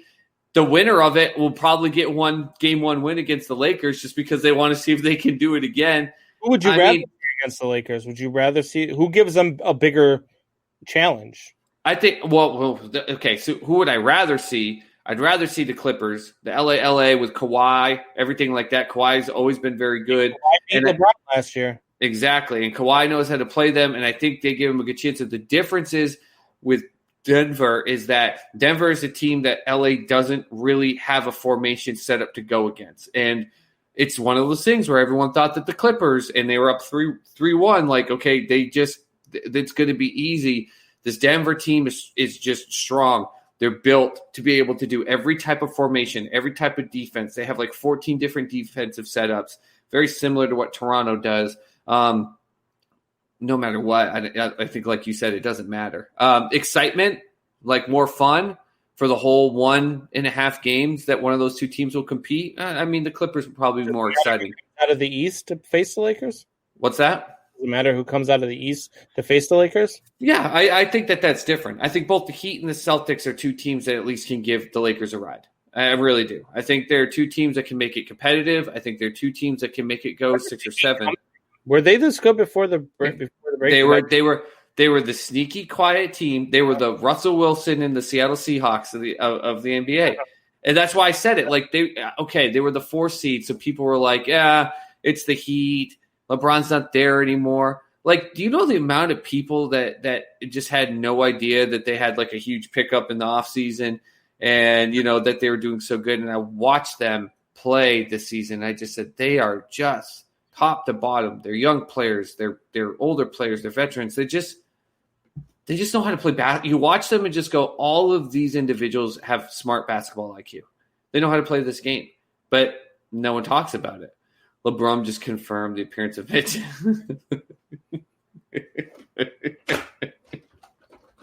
7-minute Mitch. Transition to the loony bin. Because if the Bears win next week in the same fashion, they go out and dominate, and Mitch plays well, I will give him. I want Mitch to do well. I want Mitch to perform well. I want Mitch to play well. That's my thing. He did not play well today and still won, and we're still going to have to. He does not go through progressions. He cannot look off receivers.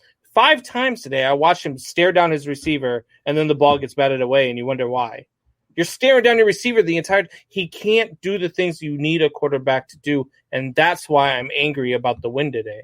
If it's done the exact same way, I'm coming on next week in a priest outfit so I can let you all know that, unfortunately, Mr. Combs has died of a stress-induced heart attack. Yeah. And his eyeball popped out of his skull.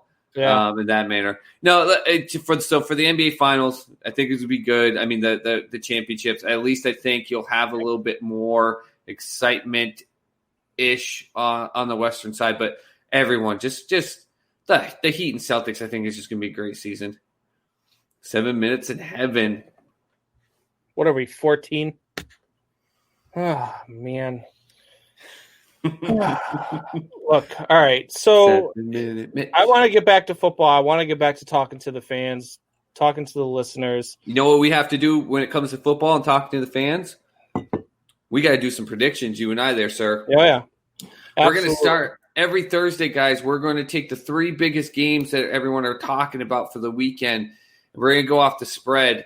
Mr. Combs and I are going to make our predictions. And what we'd like to do is get you guys involved to see who can come up with the best record at the end of the season. Mr. Combs, Suit Boss, or you guys, the fans. You, the fans, will all be together. We'll do this one just kind of as for fun, and then we can start on Thursday because Thursday we were just talking about the opening day. But we've got a game going on right now, which can't alter our decision. We decided before the game, and then 2 more tomorrow night. So we both had the Cowboys giving up 2.5 tonight.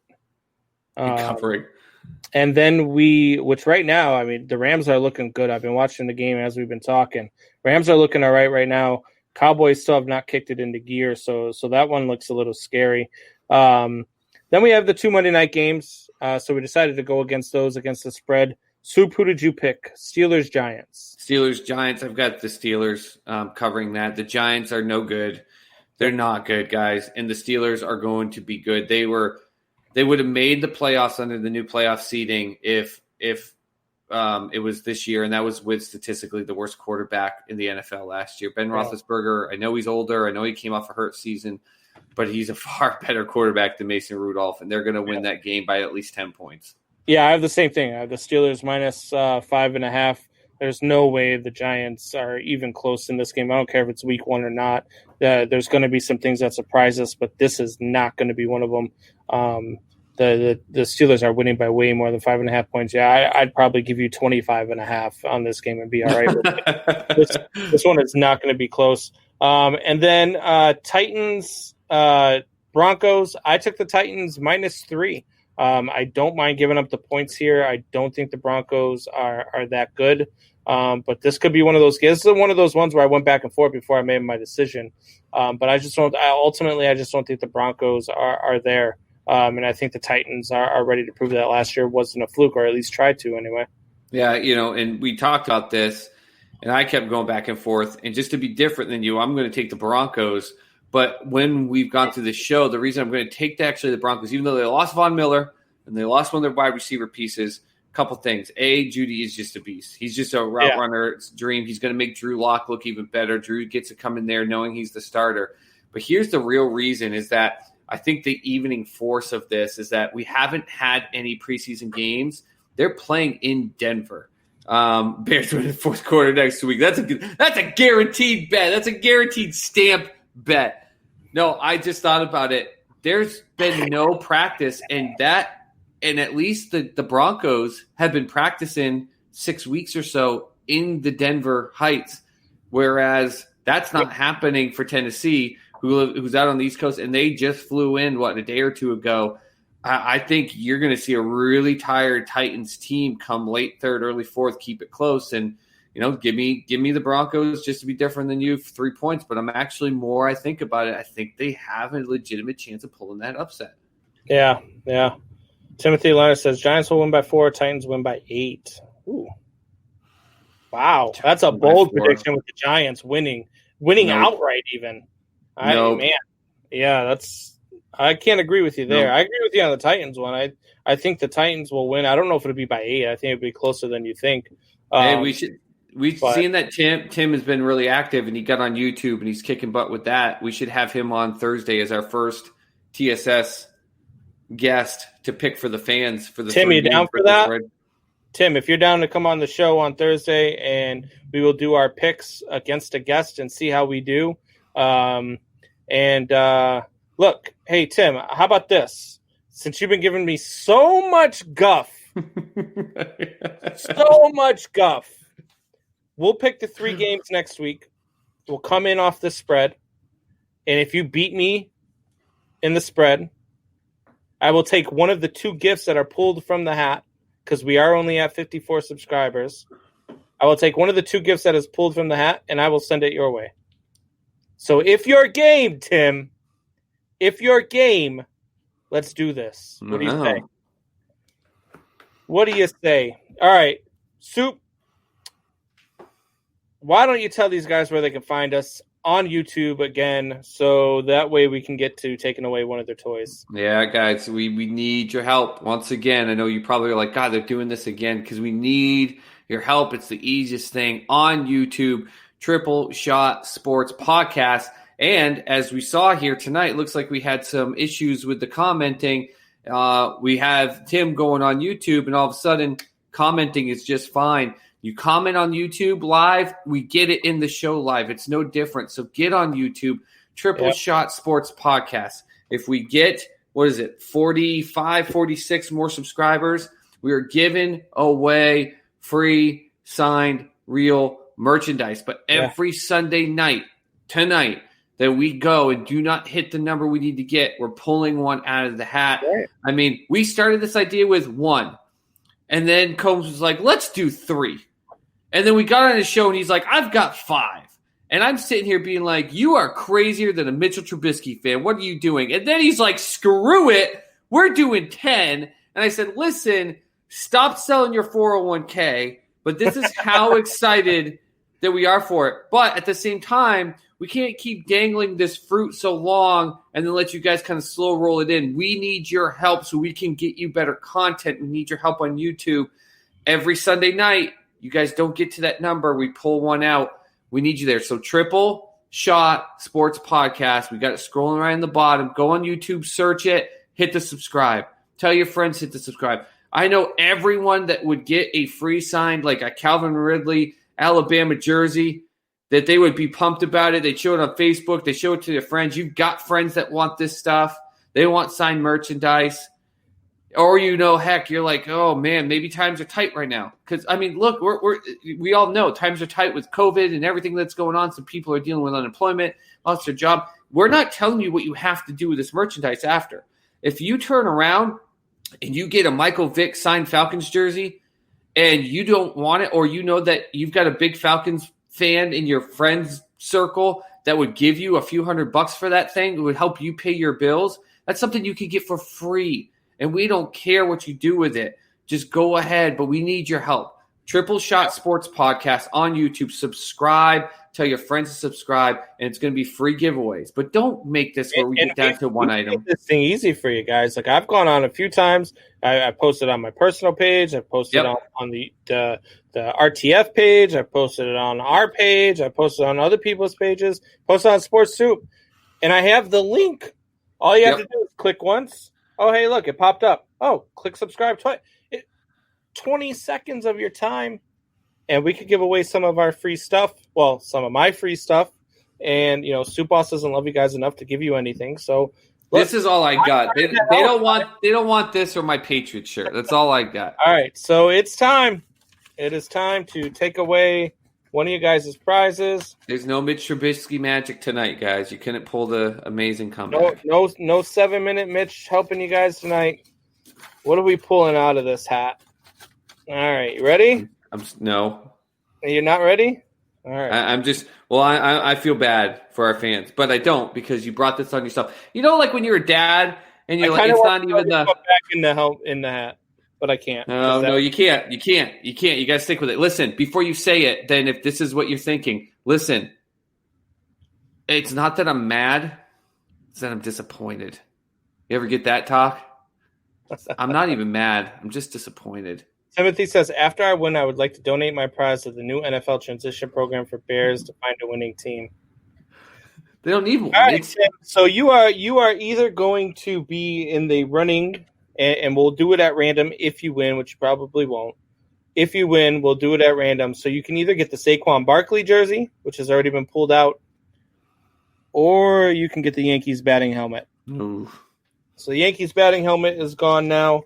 I wanted to put that one in because I've been trying to get rid of that one forever. Bye-bye, piss bucket. Alan says, how do I enter? Alan, were you not just listening to Soup Boss? Were you not just listening to Soup Boss? All you have to do, and I don't care if you are family or not, because family is entered. Me and Soup Boss are out, and we're two of the names that are already subscribed. So we have 50. We really only have 52 of you that have subscribed. So I've got 3 of my kids, too. So, I mean... Yeah. You gotta get your family to do it. Heck, think of it this way. If you want more chances to subscribe, to win, if you got family members that are like, I don't want any of that crap, be like, good, go subscribe. I don't even want to. And when you get it, I get it. Right now for not subscribing. I've got way more than 100 family members, and they're all on my Facebook page, and they're not sharing, and they're not subscribed yet. So I'm kind of mad at them right now, and I ain't even talking to them, and they don't deserve any of these prizes anyway. How about You're not that? mad at them. How You're about just disappointed. that? How about that? The only person that's on here that's subscribed is my mom. Okay? Not you, Katie. Not you, Angelo. Not you, Aunt Kay. Not you, Uncle Greg. Not you, Uncle Pat. Nope. None of you guys are subscribed. Just my mom. So the rest of you guys don't deserve any of this gear. So that's how it goes. Alan, all you have to do is go on YouTube, subscribe. Once you subscribe, you are entered to win. Once we get to the first 100, we will put a list of names together. Everybody will be entered. Look, guys, look. YouTube. It's just an app. And then in your search, look, I literally have it on top. Triple Shot Sports Podcast. So I go ahead and I do that. It's going to pop this up. There we are. We fought to get ourselves to the top over an old Nintendo Wii game, for crying out loud. You just hit this, and it brings this beautiful page up with all of our videos. You can go through here. You can comment on them, like them for us and everything. But see how it says subscribe right there? For you, it'll say a button that says subscribe. You touch it, and then that's it. That's all you need to do. And then you're entered to win. Now, you do, again, I'll make this very clear because this is weird. I don't know how you have to check, but you have to make sure that your subscriptions aren't private. I didn't know you could do that, but if it's private, we can't see it. That's the only challenge. So I'll definitely make sure. But it looks like with the recent subscriptions, it pops up telling me who's done it. So it looks like that's been more, but just make sure. You trying to get rid of that Yankees helmet like the Bears, hoping Foles to start and Mitch to come in with 7 minutes to go. Oh, here we go, Tim. Here we go. Hey, bring the fire next week, Tim. Thursday night, I will. I'll shoot you a message on Wednesday. We'll get you on the show on Thursday, and we will do our picks. And if you win, you will win something. Either the Saquon jersey, which would be a nice pull for you, or the Yankees helmet, which you would probably just try to give away for 9 months, like I have been trying to. So that's why I wanted to put it back. I was like, oh man, the one thing I really, really, really wanted to give away. So, all right. Let's be the punch. If for some reason we end up getting to the point where we don't get to the number and we have to sit here and be like, we can't believe all of this terrible, like we got rid of all the prizes, we should just send it to one of the people just as unlucky. Yeah. Like, this is you get this Yankees helmet. This disgusting disgrace. Or the Vic jersey. She really wants the Vic jersey out of the house. Could you guys please get to 100 subscribers so I can stop hearing about this Vic jersey, please? Look, I won it. I wasn't expecting to win it, but I won it, so it had to come in the house. She hates it. We own. I say we own. So she had a pit bull. When her and I started dating, she has a pit bull. Her name is Piper, and this dog is a beautiful dog. She's a great pit bull, and she absolutely loves me. She no longer knows that Michelle exists. She doesn't go by Michelle. If Michelle comes in the house, she doesn't run to Michelle. But if I move 3 inches while I've been in the same room petting her for 5 hours, she jumps up and wags her tail like she's never seen me before. Like, she is absolutely my dog now. So I understand why she's upset about the Vic thing.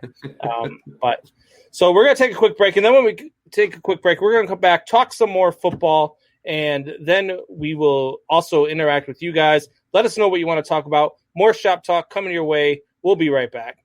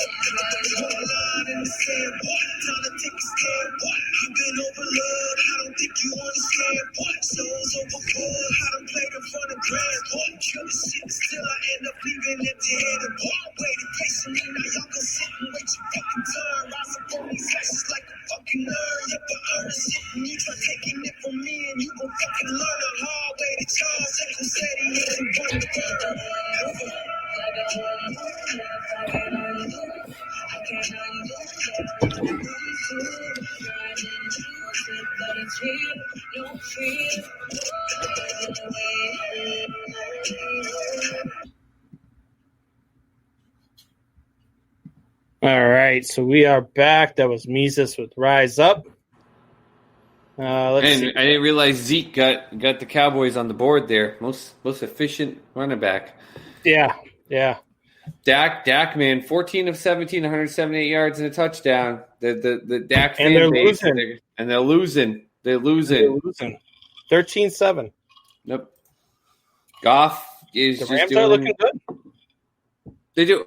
They're putting together just what they need to, but it's kind of like the Patriots thing for me today. Okay, you're looking good, but can this sustain against real competition? And I just Looked don't like one of the Cowboys receivers just went down with something torn, grabbed the back of his knee like nothing. That's not. I don't good. know. Yeah. Who is that? I don't know. I don't know many of the white guys in the NFL. Do you want to hear a crazy stat? By the way, Yeah. What's up? Stats. You know the last time there was a white cornerback in the NFL. I heard this one. 2003. Jason Sehorn, right? Jason Sehorn for the New York Giants was the last time there was a white cornerback in the NFL. That's insane. Not making it a race thing. That's just what it is. It's crazy. It's Mitch coming. No, we still got more time. Mitch is powdering We got up in the back 23 room. minutes. Mitch, if Mitch shows up, I might just act like a wide receiver so that he misses me. That's all. This is going to be the most victorious ending ever. It'll be the most victorious ending ever. Mitch is taking a nap right now, and in the last 7-minute Mitch, he's going to come out, and he's just going to be like, we're going to have 1,000 subscribers. He's just going to be like, magic. Boom. And then Combs will still be like, I hate your face. It sucks to be a Bears fan. Oh, my God. I hate it right now. Because there's nothing I can do because they won, and that's what drives me nuts. If they just would have lost this damn game, my anger would be vindicated. But they didn't. They came back and won, and all you guys would have agreed with me too. There would have been nothing you could say because at halftime, everybody's like, "Yeah, man, look, this guy looks like hot trash." Like everybody was laughing at me, posting on Sports Soup. Hey, how about your boy Mitch? Blah blah blah blah blah. And I said, "Look, I told you he was going to be hot garbage." And then he comes back and does something stupid and wins the game. God damn it! You know what's crazy? If you Google Chicago sports news, I just like to do this kind of see like what I don't look for something specific in terms of like one media base. I want to see what the general conversation is, and I go through tweets and stuff like that. And almost every single thing, because this is all people local to Chicago, like you, who are excited about that no-hitter, but all of them are like, not only did we get a no-hitter, but we got an amazing Chicago Bears comeback. What a comeback by the Chicago Bears. Oh, yeah, and the Cubs got a no-hitter. Yeah. This guy got a no-hitter. By the way, the Cubs also had an amazing comeback. like they can't even Look, it's all wrapped in. People love it, man. Maybe yeah. Why don't you get on board with your fellow fans? No hitter and the greatest comeback of NFL Week 1 in the 2020 season. Mitch Trubisky, 7-minute Mitch, just lighten it up. Mitch takes Bears down too personal. That's why his career has not been back on. I still can't see Bear down without it just thinking it's me owning a beard. I still can't. Beard own. Hashtag beard own. Thanks. I appreciate that. Yeah. Yeah, this guy. All right, so let's see here. You got the Rams are up, looking good so far. Going at any halftime. surprise to you that the Cardinals beat the 49ers? A full surprise. No. Did I think there was a chance of it? Yeah, I thought there was a chance of it. But I still thought San Francisco had something to kind of prove because you came off of the Super Bowl where you were up. You lost. There was a lot of conversation about how Jimmy Garoppolo was not as good as what everyone was thinking. And then they came out and the Cardinals went and got DeAndre Hopkins. So I know there's a lot of excitement for them. There's a lot of – and you knew there was a lot of hyped excitement when Kenyon Drake was like the big sleeper running back. Like that's when you know a team has got a lot of hype. So I think for the 49ers, a way to just be like, okay, no, that was real. We are a Super Bowl team. We should have won that, and we're going to take this team in our own division that's getting all this hype, and we're going to smack them down. And instead, we saw what I think is fully capable, which is what I told you, which is they now have the ability to have a guy like Fitzgerald come under. They've got a guy that can go deep, and then Murray can roll out and hit low or hit high and be smart with what he's doing. And that's a good defense. Like I thought, against this, sub defense, he's going to do good, but in really good defense, he's going to have some challenges. And the few things that I saw in that, he did a good job. He's still a really short quarterback, so he's got to find his holes in the line and know where he's peaking and seeing. So we'll see when he comes again. Like if he played against either the Saints or the Bucks, those two defensive lines today, I think he would have gotten murdered. But good on the Cardinals. Kyler had one of those games where he had to pass a ton. I mean, 40 pass attempts, and he only completed 26 of them. So, I mean, he didn't have a great day. I mean, it's 71% quarterback rating and all of that stuff. But I don't love the Cardinals. I'm not a big Kyler Murray guy. But they impressed me today. I thought the Niners were going to go out and get the win. But it's one of those things, too, where you look at teams that tend to lose the Super Bowl the next season, they don't fare well coming off of a Super Bowl loss. So I don't know. I like the things that I saw from Arizona today, but I just think it's a combination opposite of what we said earlier about the Browns being that bad and the Ravens being that good. I think it's just, two teams who are really close in caliber went up against each other today. And that NFC West maybe just isn't that good, minus the Seattle Seahawks. I think that's a good way of putting it because, a lot of people know that San Fran's defense is decent, but the Cardinals' defense doesn't get enough credit. And Chandler Jones just had a freaking career monster year last year, finally got recognition from his own league, his players putting him in the top 100 when he wasn't even in the year before. Guess who just got in the end zone? Is it Zeke? Zeke got in again. Go figure. Man, I don't know, man. I still think Sanders out in Philly might have a better season than Zeke, though. I don't know. I'm just saying. I mean, terrible. He has moved up to number 3, and he didn't even play this week. So, no, I mean, in the end, I think that's a great assessment right there. Those are two close teams, but the difference is that the 49ers are in a season of doubting where they're trying to overcome the doubters now, even though they just came off a Super Bowl, like you said, but they lost it. They got to overcome the doubters.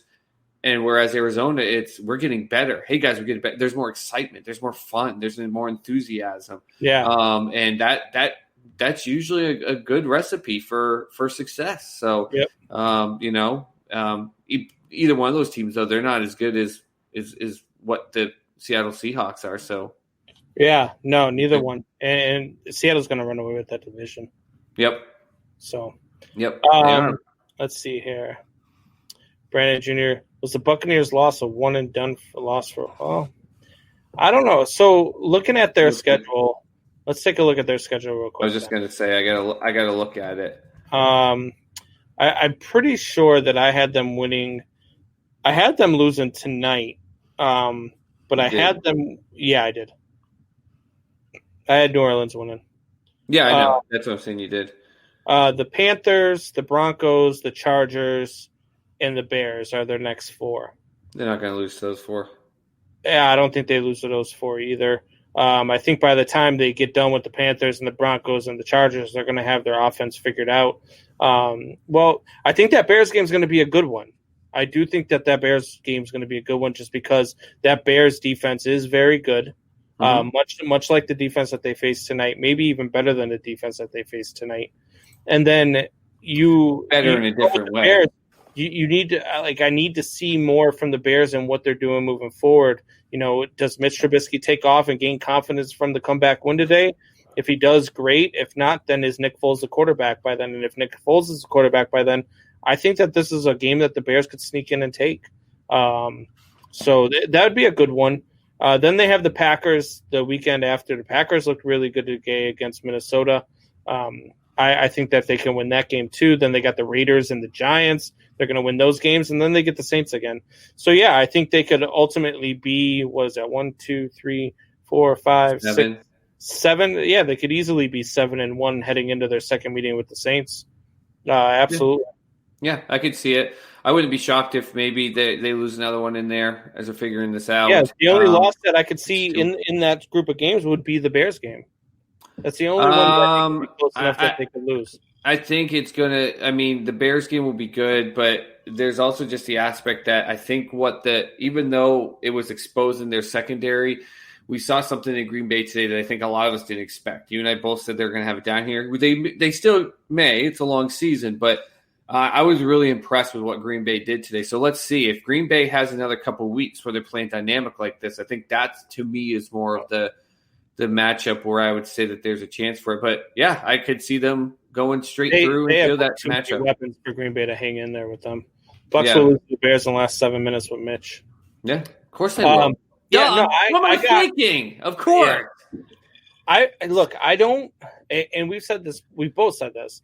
I don't see Green Bay having a great year. They did pick on a rookie secondary. So let's, I know this is coming from a Bears fan, and I get it. And anybody who's a Packers fan listening right now might be like, yeah. Coming from a Bears fan, I don't take any.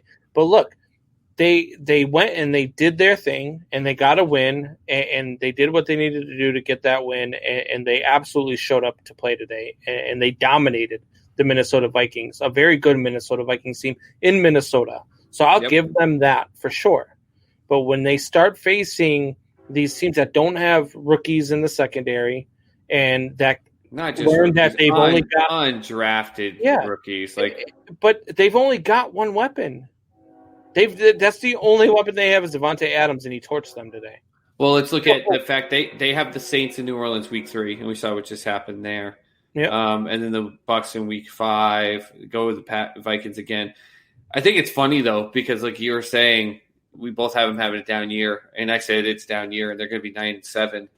I predicted. Yeah. It's so funny though how things work in sports, because I said I think New England's going to have actually a decent year at 9-7, and then the Packers are going to have a down year at 9-7. Same record, but 9-7 is a good year for the Pats this year if that's what they go. Do you still feel that way after the game today? Yeah, I still do, because they're going to get. And my prediction is still the same. It's the against the good teams, they're going to get humbled. They're going to have some really, really terrible losses in there. But what I saw today, because remember with that score, it really should have been about 28-11. Now they've got some horrible. I mean, you've got the Seahawks next week. They got the Chiefs in week 4. Both of those are on the road. But listen, what I saw today, I think they can beat the Raiders. I think they can beat the Broncos. Yeah. I actually think with the 49ers coming across country to take a page out of your book, I didn't see a lot of the 49ers that made me excited. I think they could beat them. They definitely could beat the Jets. They definitely, in my opinion, can hang in and potentially beat the Texans. They definitely could beat the Chargers. They definitely can, beat the Dolphins again. Beat the, yeah. It's the thing is though, it's going to be 9 wins against teams that I think that they can hang in and beat and do what they did this week. But those 7 losses are going to be, their 9 wins are going to be healthy, good 4 to 8 point wins. And the losses are going to be frustrating 15 to 23 point losses. It's just the way I look at it. Yeah, Kansas City's going to annihilate them. I think Seattle's going to annihilate them next week, which will be really interesting to see how Cam Newton bounces back. If they might compete, and then Cam Newton, I have all the confidence in the world they compete with that Seahawks team. But if they don't compete and they get blown out against the Seahawks, it'll be interesting to see how Cam reacts to a loss like that.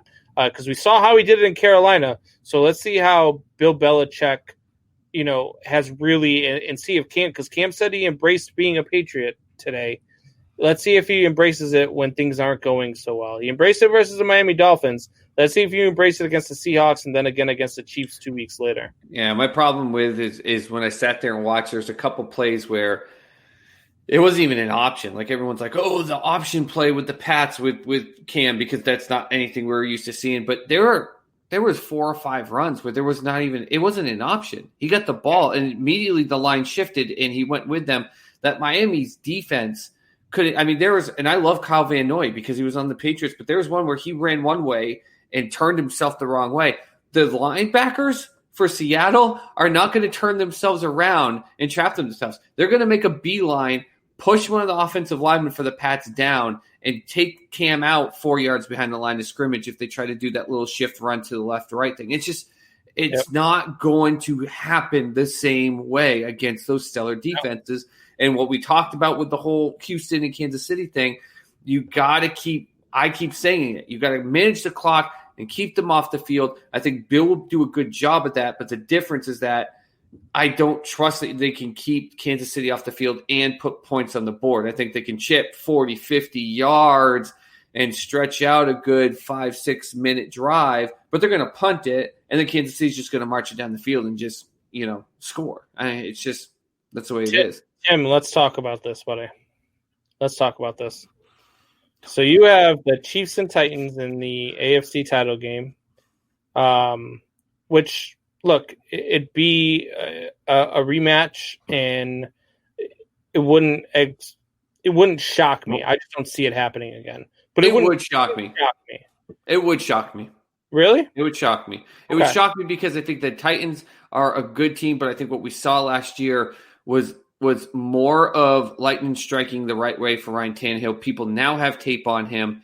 We saw him do this he did this. People forget he was in Miami, and there was a thought process like, oh my God, Miami finally has a team that's going to be able to beat the Patriots.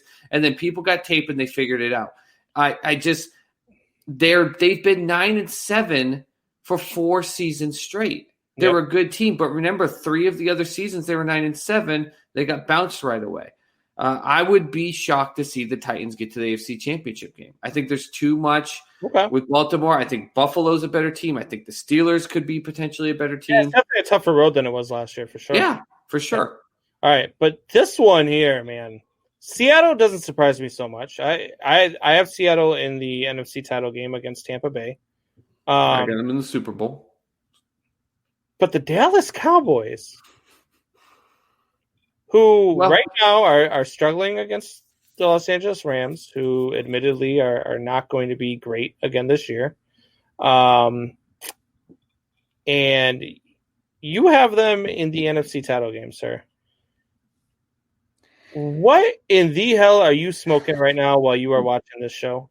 There is no way on God's green earth that the Dallas Cowboys are going to an NFC title game. I don't even have them in the playoffs. I got them in the playoffs at 10-6. Remember, with that massive coin flip, division, everything. but then losing. I think the benefit for them is if what we saw today between Washington, and as great as the win is for Washington, they're still not a great team. But if Philly is going to be laying eggs like that and have problems, Dallas all of a sudden becomes a team to beat. I mean, no, I don't have them in the NFC Championship game, but in that division, if Philly is really what we saw today, Dallas is by far the most superior team in that division. Yeah. But that's saying like you're the trash bag on top of the trash bag pile. Like I don't know. I don't get it. We know we talk about it. You and I say Zeke is the most prolific and number one running back in the game. They get a halfway decent defense. Their offensive wide receivers are great, but Dak Prescott will until he proves me wrong is not the quarterback to get you there. You went 13-3, he lost. You go 8-8 and somehow get in the playoffs, you lose. He is not the quarterback until he proves me wrong. It's not going to happen. And there's too many good teams. Saints, Bucks, Seahawks. There's just too many good teams in the NFC for me to sit here and think that the Cowboys are going to do it. Favorable seeding. They're not going to be a top. You have them as a top 2 seed.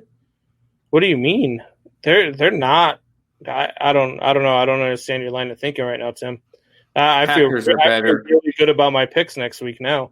This is like I don't know. I guess we'll see. I don't see the Cowboys getting there. You know who scared me this week, and I have them getting upset by the Buffalo Bills in the playoffs. The Kansas City Chiefs, man. It was almost unfair to add Edwards-Helaire to that team. That's what I said to you. When you were like 9.5 points, you took them at 9.5 points. You said it about Pittsburgh. I would have taken still them at 19.5 points. I was like, yeah, I don't. 9.5 points in the NFL is a lot of points to give up. I don't care. Not with this team. Not with this team. But yeah, no, Kansas City, man, they are scary, scary, scary. I created a post on Sports Soup, and there's the Fallout meme of the guy going, "Hold up," and it was everyone going, well, at least they got the last pick in the first round, so they can't somehow get better. And then with pick 32, Edwards-Helaire, and after week 1, the rest of the NFL, hold up. Like, they literally were just like, How did that guy sneak to 32? Because everyone was talking more about the quarterbacks. And a lot of the teams that picked before him wanted the needed offensive and defensive lineman stars, which they were. And that's the other thing. There's a good crop of those players that are going to be all-pro players in the NFL here in the next couple of years. So that helped, because I don't think if there was as good defensive lineman and offensive lineman in this draft, he would have fallen that far. But that was tossing an extra gold nugget in the bucket of the Chiefs. I told you, man. It was like no contest. Warriors a top 5 pick this year. Yeah, it's tough, man. And man, they looked scary. They really do. Now they've got a dual threat run game with their quarterback and their running back. They've got a passing game that is scary good as well. With you've got guys like Kelsey, you've got Hill. I mean, Watkins, who was going to take a year off, instead is going out there and looking like he's 5 years younger in that game. Like they look really good, and if they go undefeated, I don't know if I'd be surprised as good as they looked. They're not going to go undefeated. They have to play your amazing LA Chargers twice, man. They're going to at least lose one to them. I have them lose those games. You love them so much. Maybe they'll trade for Mitch. Yeah, but they're not going to be City. I like the Chargers more than most people do. I didn't have the Chargers that good. What did I have the Chargers? I had the Chargers at 8-8. Yeah, I had them at 8-8.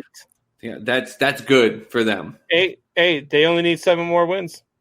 Yeah, well, it's a good thing they started good off of that Bengals team. Thank God for that. Los Angeles Chargers, who, by the way, my girlfriend was sitting on the couch today and thought that their logo was a dolphin. Well, I don't know what does she think the Dolphins logo is? Like a submarine missile? In her defense, she had a lousy night of sleep. She did not get any sleep last night. I love you, babe. I'm not making fun of you, but I had to bring that up because she's like, yeah, it looks like a silver dolphin. I'm like, it's gold and blue. How does it look? There's not even any silver in it. I said, you need to go take a nap. There's a silver dolphin. I was like, okay. So she's going to be mad at me for that one, but oh well, it was funny. All right, well, that is all the time we have for now. Soup Boss, why don't you tell these guys where they can find us one more time so we can get to 100 before Tuesday's show. Yeah, one more time, guys. YouTube, Triple Shot Sports Podcast. Go on YouTube. Type that in. Triple Shot Sports Podcast. Hit the subscribe. That's it. That's all we need. Tell your friends. Get something for free. Do whatever you want with it. But we need your help. Triple Shot Sports Podcast on YouTube. That's it. Yep. And don't forget, Triple Shot Sports, 2 hours live, Sunday, Tuesday, Thursday, 7 p.m. Central, 8 p.m. Eastern on the RTF Sports Network and at 3 Shot Sports on Twitter and Instagram, and the Triple Shot Sports Podcast on YouTube, as Soup Boss just said. Thank you guys for joining us. Hope you had a good time. Hope you had some laughs. Hope you liked me yelling about the Bears winning today, even though I'm a Bears fan. Hope and you go Cardinals. And go Cardinals. Fuck the Cardinals.